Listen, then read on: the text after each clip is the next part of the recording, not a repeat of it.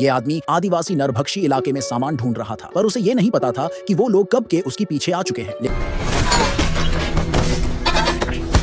लेकिन उसे याद था कि वो उस औरत से नहीं जीत सकता। पर सही टाइम पर जैक ने जमीन से एक पत्थर उठाया और उस औरत को मार गिराया। मगर अभी दवाई ढूंढने का टाइम ही नहीं मिला था कि वो लोग वापस आ गए। जैक जल्दी से औरत की लाश को पास के झाड़ियों में घसीट लाया, फिर धीरे से सिर निकाल के देखा तो देखा कि वो लोग पता नहीं कहां से एक छोटा लड़का पकड़ लाए थे और उसे रात के खाने के लिए लटकाने की तैयारी कर रहे थे। जैक सोच ही रहा था कि लड़के को कैसे बचाया जाए, तभी एक आदमी वहां आ गया, जिसे देखकर जैक के पसीने छूट गए। लेकिन वो आदमी बस पेशाब करने आया था। लौटते वक्त उसे जमीन पर गिरी हुई कुल्हाड़ी दिखी और तभी उसे समझ आया कि यहाँ कोई बाहरी घुस आया है। जैसे ही उसने बाकी लोगों को बताया, सब एक साथ लड़की को ढूंढने निकल पड़े। इस मौके का फायदा उठाकर जैक ने लड़की की बॉडी को पत्तों से ढक दिया और चुपचाप घूमकर वैन तक पहुंच गया। पहले उसका इरादा था कि लड़के को बचाए और जैसे ही वो पहुंचा, लड़का भी बच गया। ये एकदम एक्सीडेंटल डिस्ट्रैक्शन बन गया और जैक ने टाइम का फायदा उठाकर दवाइयां ढूंढना चालू किया। उसे एक छुपा हुआ बॉक्स मिला जिसमें शायद दवाइयां हों, पर वो कितना भी जोर लगाए वो टस से मस नहीं हुआ। तभी वो लोग वापस आ गए तो जैक जल्दी से वैन के नीचे छुप गया। असल में उन्होंने उस औरत की बॉडी ढूंढ ली थी और अब उसका फ्यूनरल कर रहे थे। तभी जैक की नजर पड़ी उनके लीडर की गर्दन में टंगी हुई चाबी पर, जो शायद उसी बॉक्स की थी। फ्यूनरल के बाद वो लोग आराम करने वैन में चले गए और जैक ने वैन के नीचे पूरी रात काटी। सुबह जल्दी देखा कि सब लोग अभी सो रहे हैं। जैक ने चुपचाप दरवाजा बंद किया, धीमी रोशनी में लीडर तक पहुंचा, चाकू से उसकी गर्दन की रस्सी काटी और चाबी निकाल ली। फिर बॉक्स खोला और उसमें ढेर सारी चाबियां मिली। जैक ने सब जेब में भरी और भागने लगा, पर भागते वक्त उसे याद नहीं रहा कि नीचे फंदा लगा है। उसके कदम पड़ते ही घंटी बजी और लीडर जाग गया। फिर शुरू हुई 3 घंटे की दौड़, जिसमें आखिरकार जैक थक कर गिर पड़ा और लीडर ने उसे बेहोश कर दिया। होश आने पर देखा कि जैक को रस्सियों से बांधा गया है और वो लोग आग जलाने और छुरियां तेज करने में लगे हैं। फिर उन्होंने एक सीटी बजाई जिससे जंगल के जंगली कुत्ते वहां आ गए। ये देखकर बाकी सारे लोग डर के मारे भाग गए। जैक ने जल्दी से जमीन से चाकू उठाया, रस्सी काटी और एक पेड़ के पीछे छुप गया। वहीं लीडर, जो ठीक से भाग नहीं सकता था, उसने अपने एक साथी को मारकर कुत्तों को दे दिया ताकि खुद बच सके। बचने के बाद वो 2 और साथियों को लेकर वापस आया जैक को पकड़ने। लेकिन अब जैक पहले वाला बेवकूफ नहीं था। उसने अपनी शर्ट को फेंककर ट्रैप बनाया